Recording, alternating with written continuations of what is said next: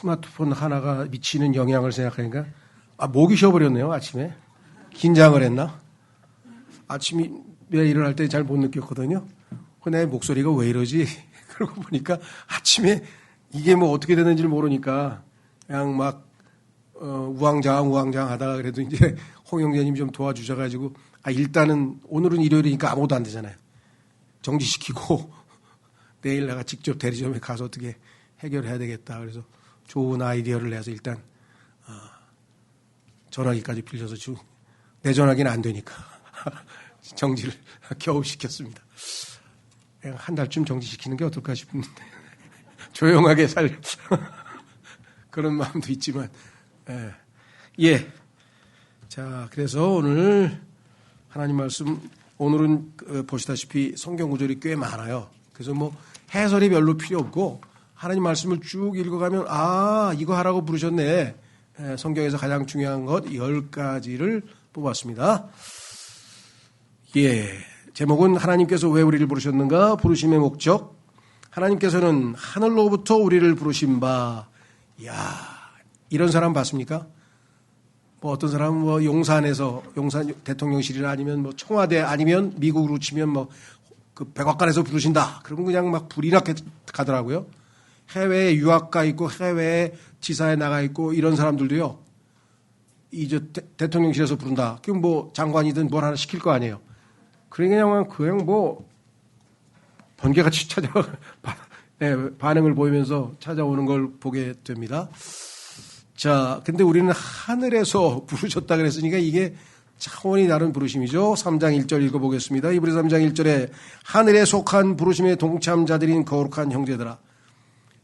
그냥 이 말씀 하나를 읽는 순간에 감격해서 딴 거는 하나도 안 보여야 돼요. 우리가 사실은. 그렇잖아요. 내가 이런 존재야? 이거는 교만이 아니고 자긍심이에요. 세상 사람들이 나를 우습게 여기고 날 뭐 아는 사람 누가 있겠어요? 알아주는 사람 누가 있어요? 그러나 하나님께서 나를 하늘에 속한 부르심에 동참자들인 거룩한 형제들아. 내가 이런 사람이었지. 이 자긍심을 가지고 주님을 따르는 거죠. 이런 이유로 우리 신앙 고백의 사도이며 대제사장이신 그리스도 예수를 깊이 생각하라. 그렇죠? 때로 우리가 삶에서 정말 한 차분한 시간을 갖고 어느 정도 시간을 내서 주님을 깊이 생각한다면 정말 우리의 신앙생활이 훨씬 더 원활하지 않을까. 자, 뿐만 아니라 우리를 부르신 바 교제로 가시면 어둠에서 빛 안으로 들어갔으며 예수님이 불러서 가보니까 우리를 캄캄한 어둠으로부터 불러내서 환한 빛 가운데로 오게 하신 거예요. 정말 누구 말 맞다나 자수하여 광명 찾자. 우리는 뭐 자수까지는 아니지만 그래도 주님께서 부르심에 응해서 자 기록하기를 베드로전서 2장 9절에 그러나 너희는 선택받은 세대요 왕가의 제사장단이요 거룩한 민족이요 독특한 백성이로다. 이는 너희를 어둠에서 불러내요. 그러니까 이 세상에 있는 사람들은 전부 다 어둠 가운데 왜? 어둠의 왕, 어둠의 통치자인 마귀가 다스리는 세상이잖아요. 우리 집 화내요. 우리 교회도 화난데. 그런 거 말고 마음속에 영 안에 있는 그 어두움. 자신의 놀라운 빛으로 들어가게 하신 분에 대한 찬송들을 너희로 하여금 내보이게 하려 하심이라. 부르신 목적이 뭐냐? 놀라운 빛으로 들어가신 분을 우리가 찬송하도록 그렇게 부르셨다. 디모데후서 1장 9절에 또 뭐라고 했냐면 이 부르심은 거룩하고 높은 부르심으로 기록하기를 이렇게 썼습니다. 이번에는 아까도 거룩한 부르심 나왔지만 이번에도 거룩한에 초점을 맞춰서 한번 읽어보겠습니다. 하나님께서 우리를 구원하시어 거룩한 부르심으로 우리를 부르셨으니 그래서 우리는 거룩한 사람이 되어버린 거예요. 그 거룩한 사람을 성도라 그래요. 성도. 거룩한 무리, 성도. 세인트. 그렇죠? 자, 우리의 행위들에 따른 것이 아니라 오직 그분 자신의 목적과 은혜에 따른 것이라. 그것이 세상이 시작되기 이전부터 그리스도 예수 안에서 우리에게 주어졌느니라. 우리의 행위는 아무 상관없이 하나님의 목적과 은혜에 따라 우리를 거룩한 부르심으로 부르셨다. 거룩하다는 뜻은 순결하다고 순수하다는 뜻이 일단 있고요. 그 다음에 두 번째 저 핵심적인 그것은 뭐냐면 구분된다, 다르다.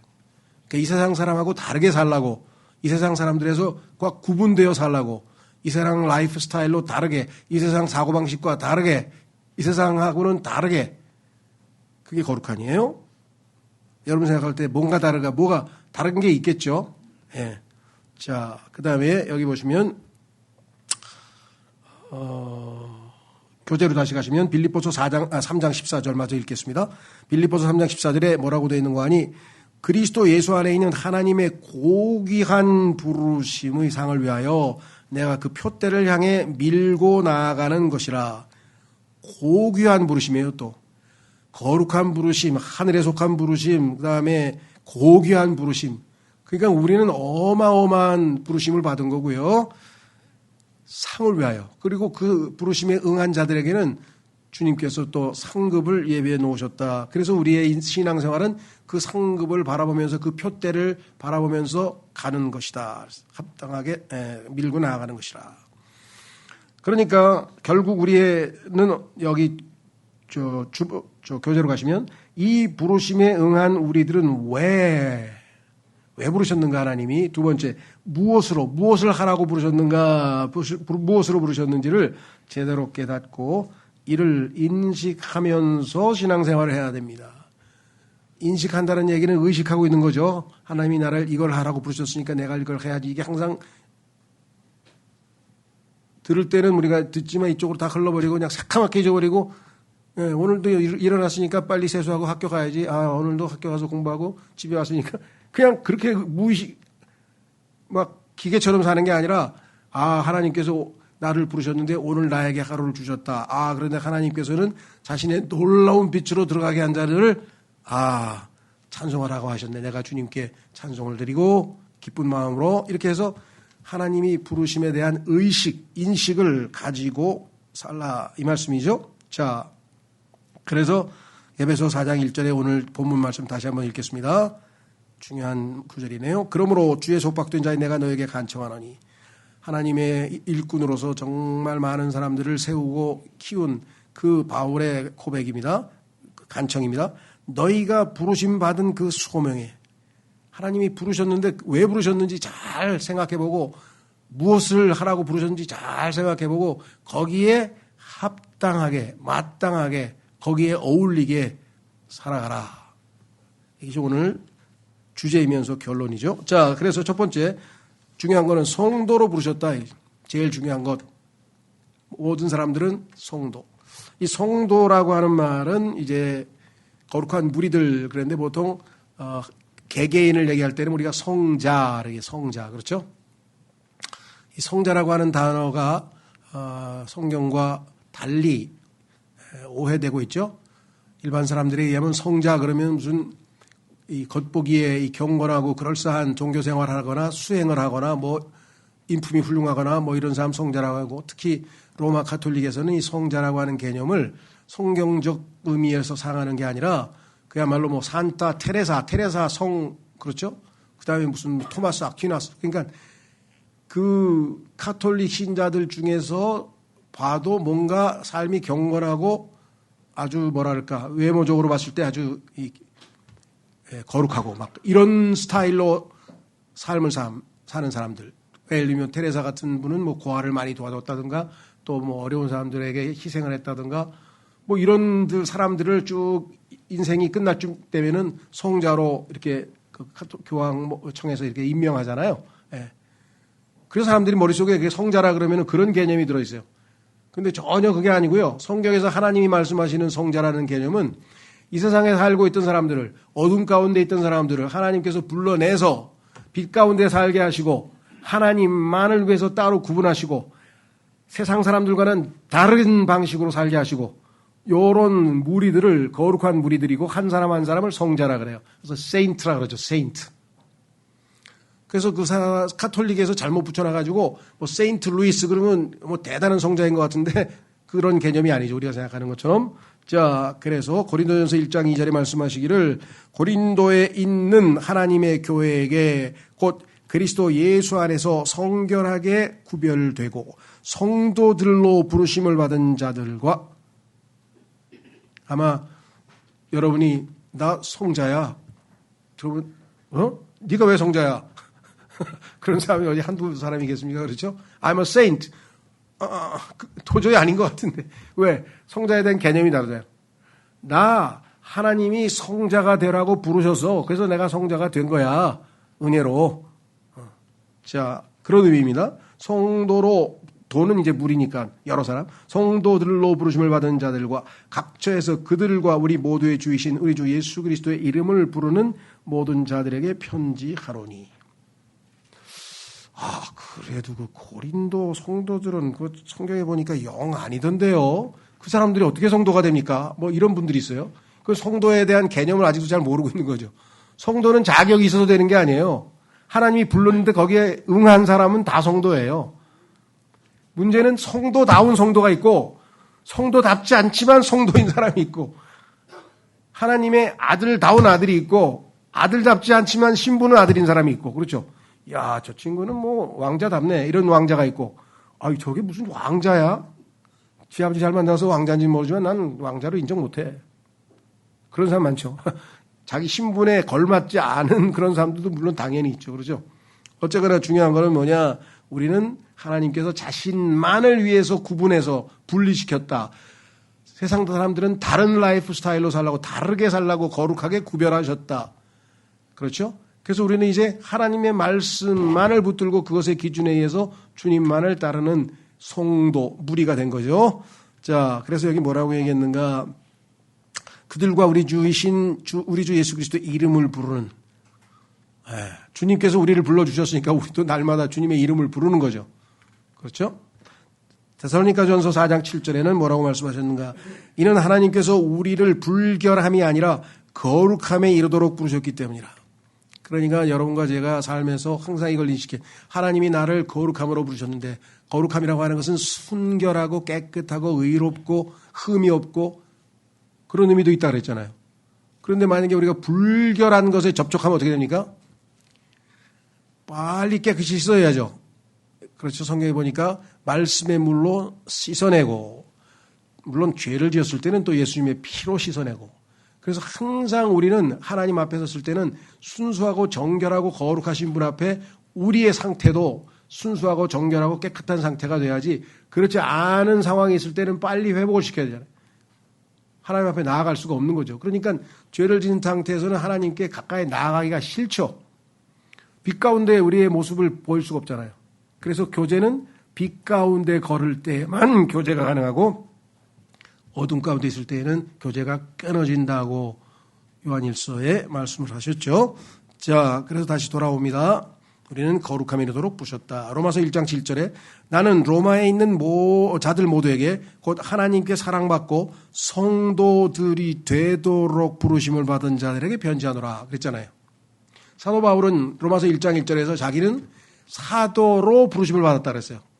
그런 부르심도 있습니다. 사도로 부르심을 받을 수도 있고 사역자로 부르심을 받을 수도 있고 그 부르심도 있지만 사도 바울은 밑에 가서 너희들도 성도로 부르심을 받았다 이렇게 분명하게 말씀을 했죠.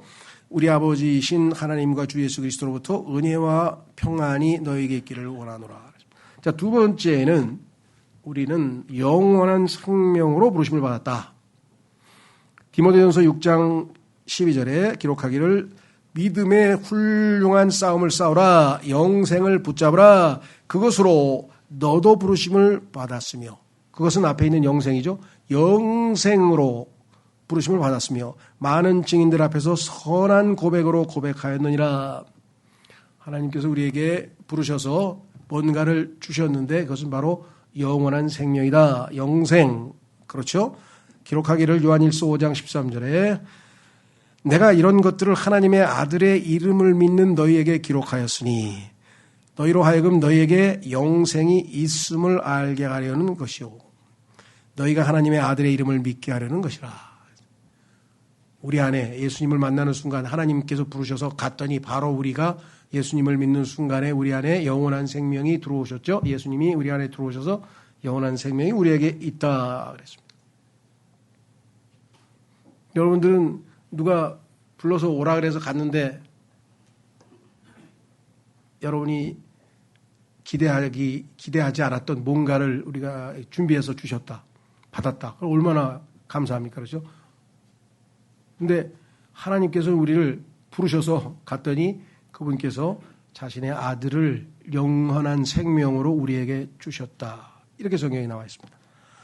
요한복음 17장 3절에 기록하기를 그런즉 이것이 영생이니 그들로 하여금 홀로 참 하나님이신 당신과 당신께서 보내신 예수 그리스도를 알게 하려 함이니이다.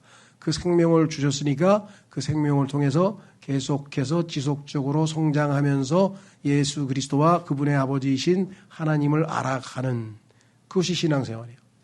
조금씩 더 깊이 알아가는 거죠. 그렇죠?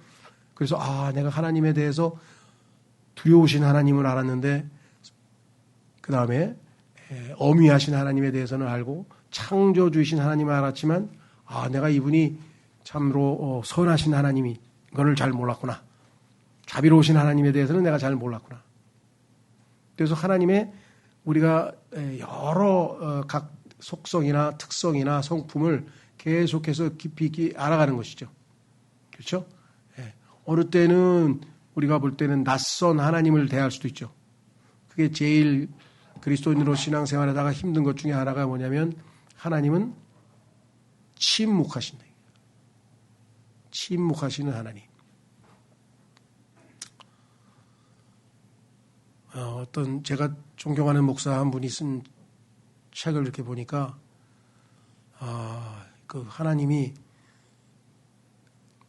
성도들의 기도를 들으셨겠지만 하여간 침묵하고 계신 것에 대해서 아주 막 구구절절히 써놨더라고요. 그래서 정말 우리가 생각할 때는 어떻게 하나님 앞에 그런 말까지 할 정도로 심하게 하나님께 항변하는 내용. 그 중에 좀 알려진 분이 그 박완서라고 하는 분인데 유명한 소설가시죠.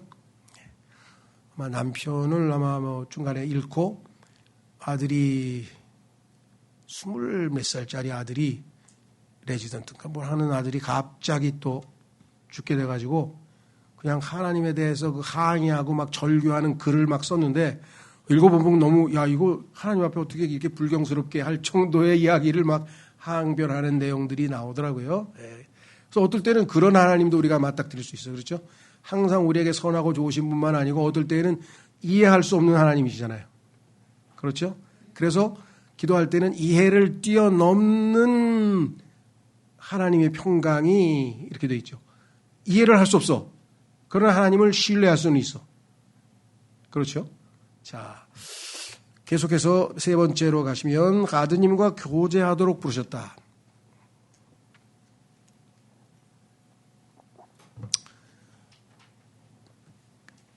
아드님과 우리하고 사귀어보라고 내 아들이 아주 멋지고 훌륭하기 때문에 그렇죠? 내 아들을 한번 사귀어보라고. 아마 이 세상에서 여러분이 제일 뭐랄까요? 좋아하는 사람. 어떤 사람은 아버지, 어떤 사람은 어머니, 어떤 사람은 애인, 어떤 사람은 부인, 남편 있겠죠. 자기가 제일 좋아하는 사람이 있겠죠. 그렇죠? 근데 성경에서 하나님께서는 그 모든 사귐보다 그 어떤 교제보다 가장 아름답고 가장 훌륭한 좋은 사귐을 갖도록 우리를 부르셨다. 그래서 이 신앙생활의 그 맛이라 할까요? 그것은 주님과의 사귐이에요. 사귀면서 하나님 예수님의 어떠한 모습들을 알아가는 것인데요. 자, 여기 보시면 고린도전서 1장 9절에 뭐라고 기록되어 있냐면 하나님께서는 신실하시니 그분을 통하여 너희가 그분의 아들이신 예수 그리스도 우리 주의 교제로 부르심을 받았느니라. 우리 주님과 교제하도록 부르심을 받았다 그랬어요. 사귀고 계신지 모르겠어요 지금. 요즘은 전화도 안 해요. 그냥 끊겼어요. 그런 사람들이 있더라고요. 그죠? 친구 사이도 그렇고 벌써 그냥 한참 동안 뭐 전화도 안 하고 뭐 소식도 안 전하는 친구들이 있는가 하면 하루라도 소식을 모르면 막 그냥 그래서 계속 깊이 있게 자주 교제하는.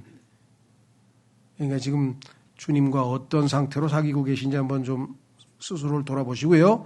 자, 여기 보시면 요한일서 1장 3절에 뭐라고 불렀는가 기록됐는가. 우리는 우리가 목격하고 들은 그것을 너희에게 선언하노니 너희 역시도 우리가 함께 교제를 나누게 하려 함이라. 왜 내가 너에게 이렇게 요한일서라고 하는 책을 쓰느냐. 사도 요한 얘기가 너 교제하고 싶어서 그렇다. 그리고 참으로 우리 교제는 우리끼리만 하는 게 아니야. 왜? 아버지와 함께 하는 것이라. 우리가 교제할 때 아버지와 함께 하는 것이라. 그분의 아들 예수 그리스도와 함께 하는 것이라. 아버지와 아들이 우리 그리스도인들 간의 교제에는 항상 임재해 계시기 때문에 세상적으로 얘기하는 그런 교제와는 차원이 좀 다르죠. 자, 뿐만 아니라 야고보서 4장 4절에 말씀하시기를 너희 간음하는 남자들과 간음하는 여자들아 세상의 친구가 되는 것이 하나님과 원수가 되는 것임을 너희가 모르느냐. 그러므로 누구든지 세상의 친구이기를 원하는 자는 하나님의 원수가 되느니라. 세상이 아니라 세상에서 벗어나서 하나님의 친구가 되도록 하나님과 교제하도록 아드님과 사귀도록. 그래서 우리의 세 번째 부르심의 목적이 바로 여기에 나와 있고요. 네 번째는 자유로 부르심을 받았다. 이게 아주 중요한데요. 자유에 대한 개념을 조금 정확하게 이해하셔야 되는데, 자, 여기 보시면은, 갈라디아서 5장 5장 1절부터 먼저 보겠습니다. 5장 13절 조금 이따 보고요. 5장 1절에 보시면 이렇게 써 있습니다. 갈라디아서를 왜 그리스도인의 자유의 헌장이라고 이름을 부제, 갈라디아서 주석, 그럼 밑에다가 부제를 달아서 그리스도인의 자유의 헌장 이렇게 보통 붙어 있는 이유가 있어요. 여기 나와 있죠. 그러므로 그리스도께서 우리를 자유롭게 하신 그 자유 안에서 굳건히 서고 다시는 속박의 멍에를 매지 말라. 우리를 자유롭게 하신 그 자유, liberty, 그 자유를 누리도록 우리를 부르셨는데 아니 어쩌다 다시 속박의 멍에를 지고 그렇게 힘들게 종교 생활을 하느냐. 너희 어리석은 갈라디아 사람들아 하고 바울이 강력하게 경고했죠. 너희가 만약에 내가 전한 복음 말고 다른 복음 전하면 저주를 받는다. 굉장히 갈라디아서에서 강력했고 거기에 보면은 위선적인 행동을 한 베드로도 강력하게 바울에게 질책받는 내용이 나와요. 자, 그래서 갈라디아주의라고 하는 이단이 생겼어요. 근데 그 이단은 겉보기에는 어마어마하게 열심을 내는 그리스도인과 비슷해요. 그래서 함부로 판단하기가 어려워요. 너무나 신앙생활에 열심인데 그 출처가 육체로부터 오느냐 성령으로부터 오느냐 그걸 우리가 알 수가 없잖아요. 다른 형제를 어떻게 함부로 판단해요 우리가. 그렇죠? 근데 성경에는 본인이 보고 그걸 판단해야 돼. 너는 시작은 성령으로 했는데 왜 육체로 완전해지려고 하느냐? 그러니까 율법을 지키려고 노력하는 그리스도인은 지금 착각한 거예요. 그 육체로 율법을 못 지켜서 믿음으로 은혜로 구원받았는데 왜 또 율법을 지키려고 그래요? 믿음으로 은혜로 살아야지. 자, 그래서 여기 갈라디아서 5장 13절에 가면 이렇게 써 있습니다.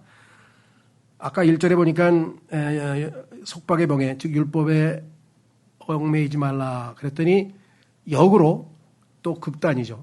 반대 극단으로 가서 한다는 소리가 야 그럼 우리 자유하냐?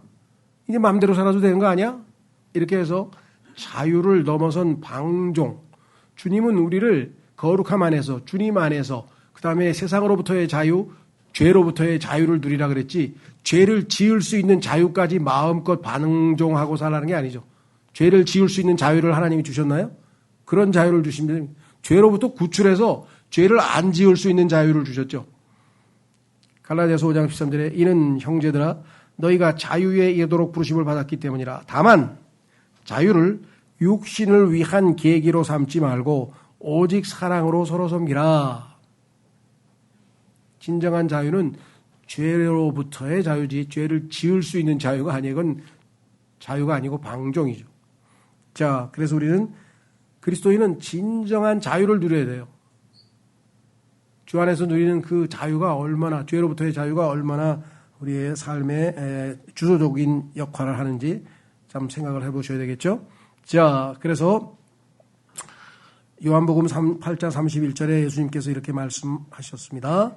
그때 예수님께서 자신을 믿는 그 유대인들에게 이같이 말씀하셨느니라. 만일 너희가 내 말 안에 계속 있다면 그때 너희는 나의 진정한 제자들이 되느니라. 32절을 적어야 되는데 32절 한번 찾아보겠습니다. 곧 32절에 우리가 찾으려고 하는 구절이 있는데요. 한 구절, 요한복음 8장 32절에 너희가 진리를 알지니 진리가 너희를 자유케 하리라.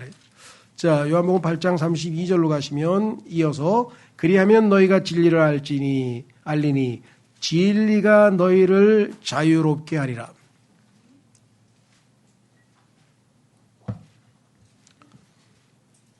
예전에 그 말씀드렸죠. 한번 그 계시록을 만화로 그린 형제 있었잖아요. 책자도 나왔고요. 이승철 형제. 그 형제가 예전에는 그 소위 말하면 환란 통과설을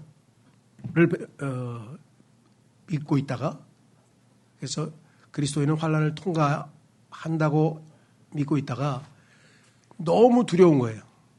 왜? 환란을 통과하다가 만약에 자기가 이마에 적그리스도의 표를 받고 손에 또 뭐 그런 형상에 절하고 표 받고 막 이렇게 되면 어떻게 되겠어요? 자신이 없는 거예요. 너무 자기는 약하기 때문에 누가 고문을 가하면 막 즉시로 예수님도 부인할 것 같고 막 두려움에 휩싸여가지고 그냥 계속 그 가운데 시달려가지고. 그래서 밤낮 기도가 보면 주님 환란 시작되기 전에 제발 저를 데려가 주세요. 환란 시작되기 전에 저를 데려가 주세요. 그게 기도예요. 예수님 배반할까 봐. 근데 어느 날 킹제임 성경을 알고 세대적 진리를 배워서 환란 전 휴고, 즉 그리스도께서는 구원받은 자들을 시험에 놔두지 아니하고 신부로 공중에서 오셔서 데려가신다. 그거를 이제 배우게 됐어요. 그때 그 형제가 뭐라니? 이 진리의 말씀이 저에게 자유를 주었습니다. 이 진리의 말씀으로 저는 이제 이 환란에 대한 공포로부터 자유롭게 되었습니다. 이것뿐이겠어요, 어디? 이 세상에 지금 여러분들에게 뭔가 마음의 불안을 뭔가 있죠. 그런 모든 것들이 하나님의 진리의 말씀으로 여러분에게 자유를 얼마든지 줄 수가 있다. 그래서 주님은 우리를 자유로 부르셨다. 다섯 번째, 화평으로 부르셨다. 그랬어요. 화평. 고린도전서 7장 15절에 그러나 만일 믿지 않는 자가 떠난다면 그를 떠나게 하라. 형제나 자매가 그러한 경우들에 있어서는 속박 아래 있지 아니하니라. 예를 들면 부부가 있는데, 뭐 부부가 아니라도 하지만 부부가 있는데 둘 다 이 세상에서 재밌게 살다 어쩌다 보니까 어느 날 남편이 갑자기 예수님을 믿었어요. 그래가지고 근데 부인이 싫다 이거야. 나 예수 믿는 남자하고 안 산다 이거야. 그래서 그럴 때 어떻게 해요? 만일 믿지 않는 자가 떠난다면 그를 떠나게 하라. 먼저 내보낼 수는 없어요. 그건 아니에요. 먼저 나가라고 할 수는 없어. 그러나 본인이 난 못 살겠다고 할 때는 허락해 주라 이거예요. 그 죄송합니다. 형제나 자매가 그러한 경우들에 있어서는 속박 아래 있지 아니하느니라. 자유라 이거죠. 그러나 하나님께서 우리를 화평으로 부르셨느니라. 자유기는 자유지만 내보내도 되지만 화평으로 부르셨다는 얘기는 잘 최대한 노력해서 이 상대방으로 하여금 그게 남편이 됐든 아내가 됐든 간에 예수님을 믿고 돌아올 수 있도록 계속해서 화평한 관계에 있는 게 좋다 이거죠. 그러나 한쪽이 뭐 기어이 나가겠다면 그걸 어떻게 하겠어요? 그건 뭐 방법은 없죠. 그러나 믿는 사람이 먼저 내보내는 것은 그건 아니라 이 말이죠. 예. 자, 골로새 3장 15절에도 그리고 하나님의 화평이 너희의 마음을 주관하게 하라. 그 화평에 이르도록 너희 또한 한 몸 안에서 부르심을 받은 것이니라.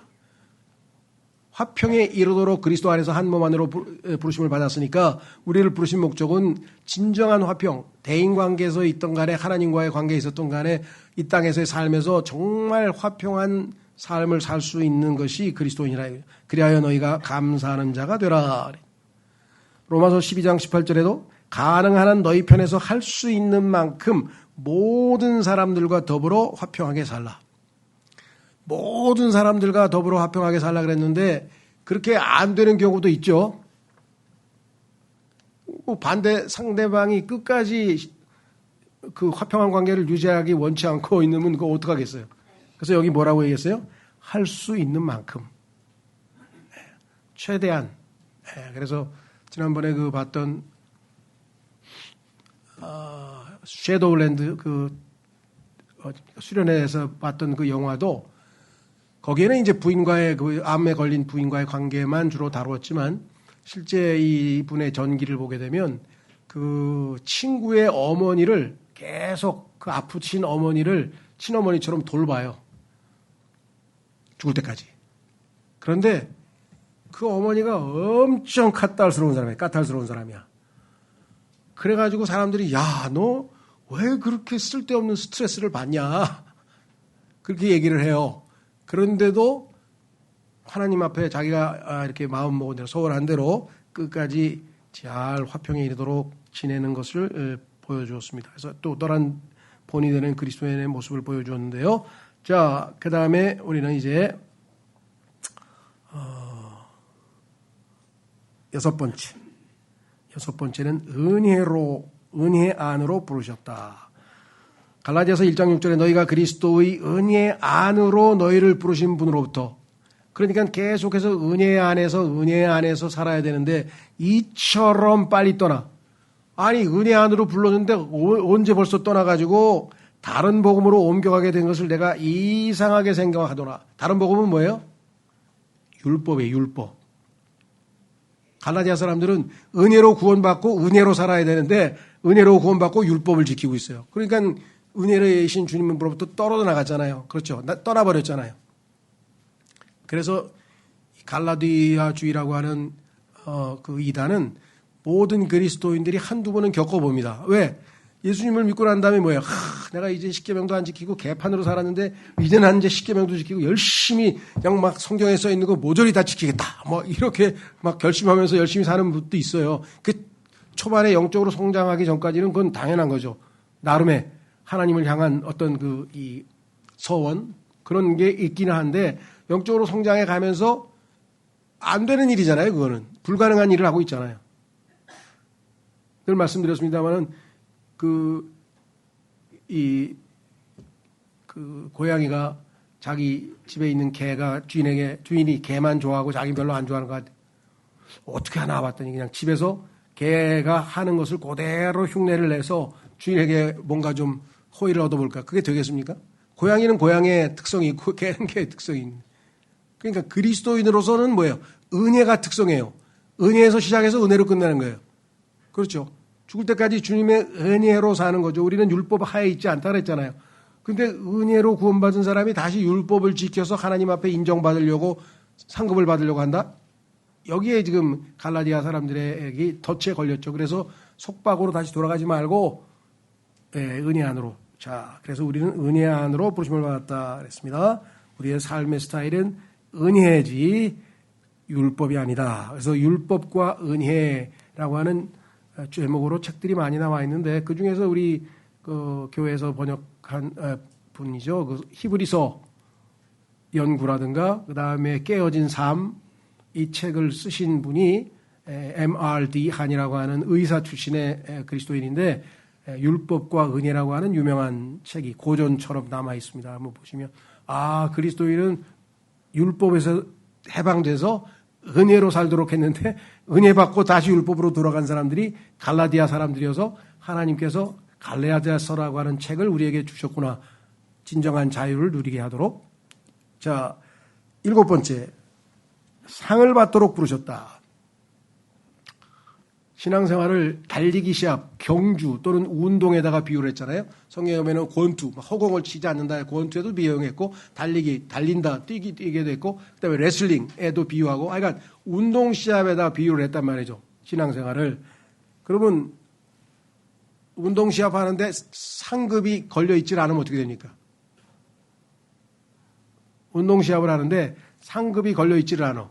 그러면 동기부여가 안 되죠. 그렇죠? 어떤 시합이든지 메달, 상급 이런 게 걸려 있듯이 주님께서도 우리에게 이 경주하도록 부르셨을 때 상을 받도록 부르셨다. 성경에 기록하기를 이렇게 써 있습니다. 빌립보서 3장 14절에 그리스도 예수 안에 있는 하나님의 고귀한 부르심의 뭐예요? 상을 위하여, 고귀한 부르심의 상을 위하여 내가 그 표대를 향해 밀고 나아가는 것이라. 상을 우리에게 예비해 놓으시고 상을 받도록 부르셨다. 여덟 번째 축복하게 하려고 부르셨다.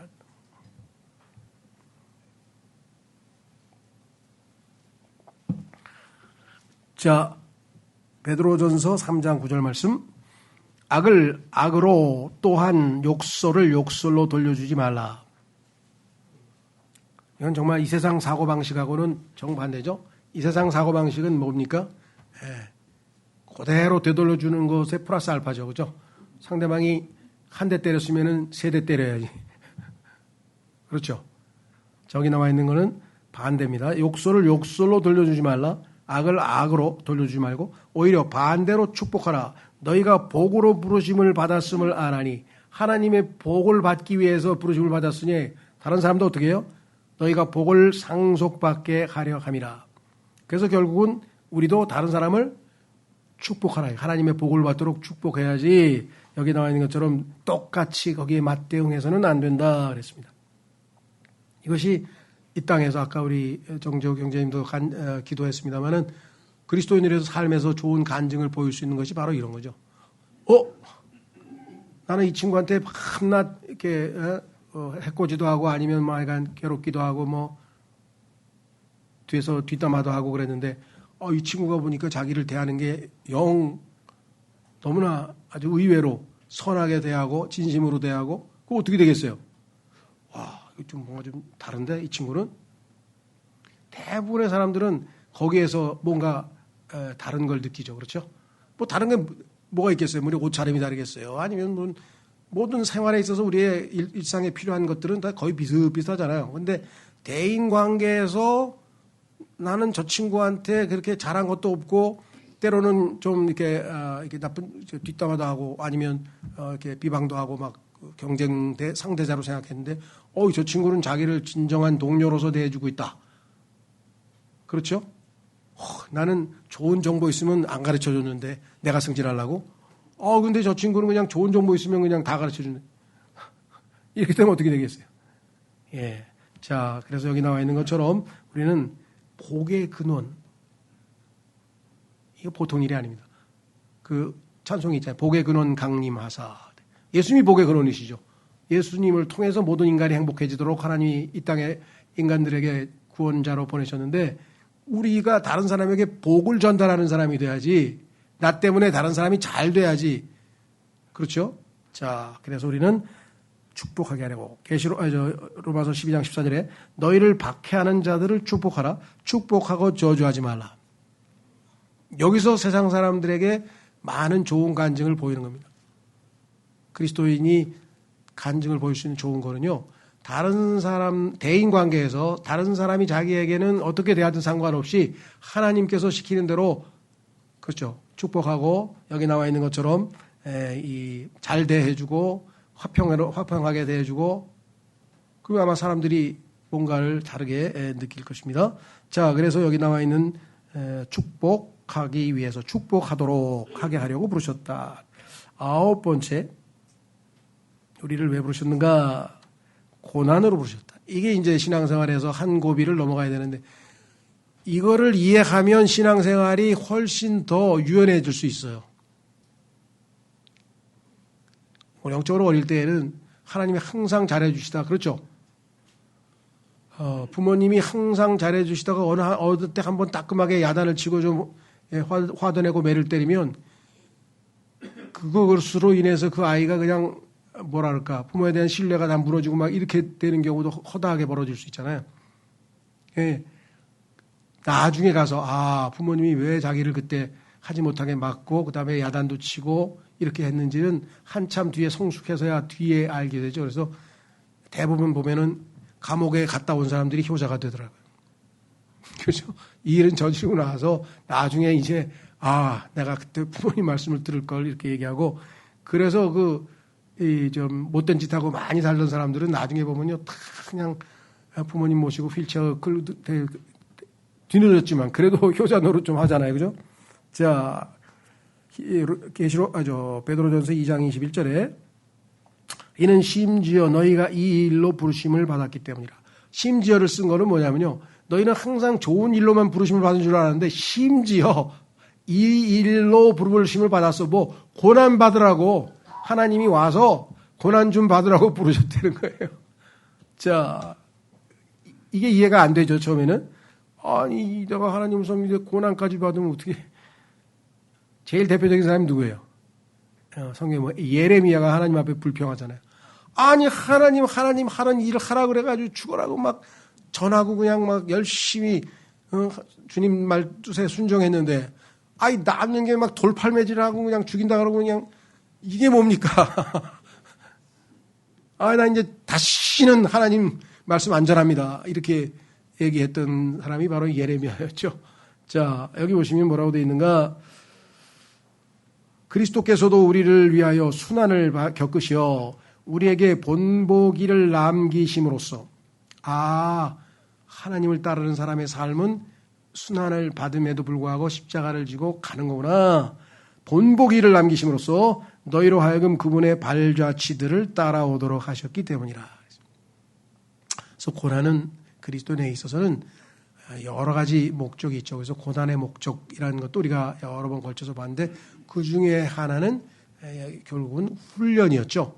그걸 통해서 우리가 하나님에 대해서 하나님이 기대하시는 거룩함에 이르게 되고 의의 화평의 열매를 맺게 되고 그래서 성숙하게 돼서 하나님을 더 기쁘시게 할 수 있는 그런 모습으로 변화되는 것.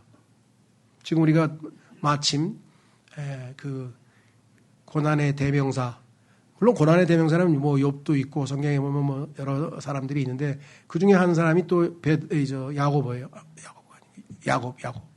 지금 우리 창세기에서 공부하고 있는 야곱은 하여간 온갖 고난을 당하고 하면서 결국에 정말 하나님이 기대하시는 변화된 모습을 보이게 되는데요. 자, 그래서 두 번째 성경 구절은 히브리서 5장 8절에서 10절입니다. 비록 그분께서는 한 아들이시지만, 예수님은 하나님의 아들이시지만 그럼에도 그분께서는 자신이 순환을 겪은 일들로 인하여 순종을 배우셨느니라. 하나님께 순종을 배우는 수단, 방법 중에 가장 효과적인 방법은 뭐냐? 순환을 겪는 일로. 그리하여 완전하게 되셨으니, 완성됐어요, 드디어. 예수님께는 한 가지 부족한 게 있어요. 그것은 뭐냐면 인간이 겪는 여러 가지 모순된 상황과 고난과 어려움과 희로애락을 직접 경험해 보지 못한 거예요. 전지전능하시기 때문에 다 아시죠. 예수님이 하늘에 계신다고 해서 이 땅에 겪는 이 땅의 인간들의 희로애락과 모든 상황을 모르시겠습니까? 다 아시지만 중요합니다. 체험적으로 아시는 건 아니잖아요. 인간이 되어보신 적은 없잖아요. 인간처럼 배고픔이 뭔지는 알지만 진짜 배고파 보신 적은 없을 거 아니에요. 아파 보신 적도 없고. 그래서 한 가지가 부족했는데 그것이 완성됨으로써 드디어 여기 나와 있죠. 완전하게 되셨다. 그게 뭐냐? 고난이라는 거예요. 우리 그리스도인들도 마찬가지예요. 한 인간이 진짜 하나님이 기대하시는 성숙한 인간이 되려면은 예수님처럼 이 고난을 통해서 순종함을 배우고 완전함에 이르는 이 과정이 마지막 어떻게 보면 뭐 제일 중요한 과제죠. 제일 중요한 과목이라 할까요? 그리하여 완전하게 되셨으니 그분께서는 자신에게 순종하는 자들 모두에게 영존하는 구원의 창시자가 되셨고 하나님께 멜키세덱의 계열에 따른 대제사장으로서 부르심을 받았느니라. 자, 그리고 우리는 이제 마지막으로 우리가 지금도 기다리고 있죠. 영원한 영광으로 부르셨다. 영원한 영광으로 부르셨다. 우리의 구원받기 전에 처지는 뭐라고 성경에 기록되어 있습니까? 로마서 3장 23절에 모든 사람이 죄를 지었으므로 하나님의 영광에 이르지 못했다.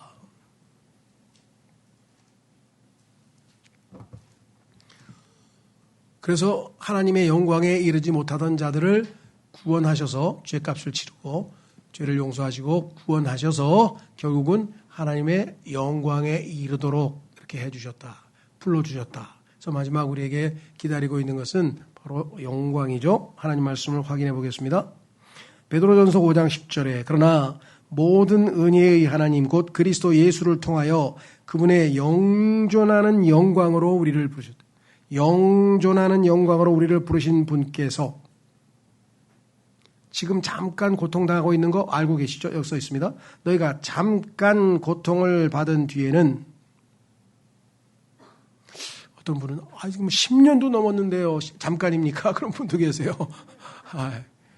안타깝죠. 정말 아마 하나님께서 형제님 대단히 높이 평가하시는 것 같습니다. 저는 3개월도 안 돼서 벌써 봐주시던데 10년 동안 견디시게 하시면 대단히 믿음이 좋으신 것 같습니다.